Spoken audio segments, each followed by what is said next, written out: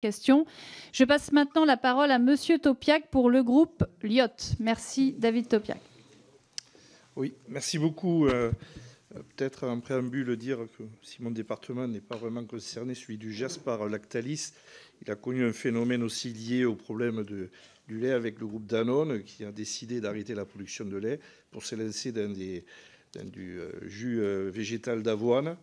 Et on se retrouve désormais avec des éleveurs qui ont dû trouver d'autres filières sur le fromage plutôt dans les Pyrénées et qui ont été un peu laissés à l'abandon quand même. Et une filière désormais d'une usine qui fait venir de l'avoine d'Ukraine, complètement déconnectée du territoire. Donc je voulais vous parler aussi de votre capacité et de votre obligation d'aménagement du territoire.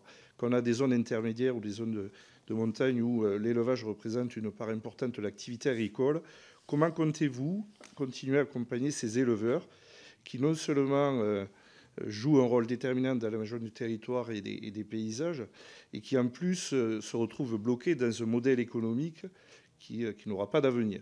Donc comment comptez-vous les accompagner? C'est une de vos responsabilités, me semble-t-il. Ceux qui ont déjà fait des investissements lourds, comment peut-on les aider à changer d'activité agricole et faire face à des amortissements d'investissements qui pèsent encore lourd dans leur activité? Et puis évidemment, concernant les organisations de producteurs, comment comptez-vous les accompagner aussi? Elles jouent un rôle important dans la structuration des filières.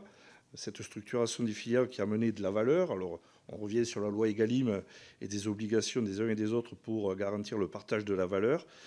Comment donner de la visibilité aux producteurs qui vont rester dans votre giron avec une production qui baissera, et comment leur garantir des engagements sur les années à venir? Merci, Monsieur Topiac. Monsieur le directeur général.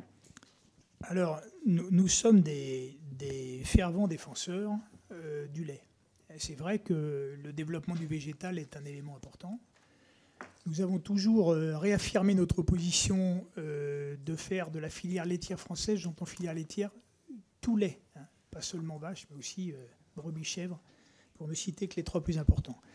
De développer cette filière laitière française, parce qu'on estime que, par rapport à du végétal notamment, nous avons des produits qui sont collectés sur place, donc on n'a pas la problématique de transport de certains ingrédients des végétales qui viennent de très loin. Donc les produits sont collectés sur place, le lait est transformé, il est bon, il est sain et nutritionnellement parfait. Donc cette idée, elle nous obsède et nous y sommes très attachés. Nous sommes aussi, vous le disiez, au plus près des territoires. Donc nous sommes en discussion permanente avec l'ensemble des organisations de producteurs.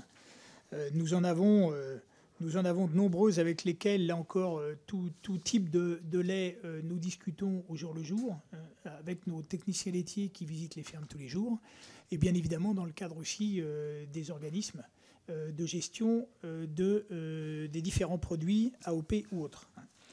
Donc nous cherchons les solutions ensemble pour effectivement voir comment accompagner le développement de ces différentes filières. Donc c'est un objectif important pour le groupe. Je vous remercie.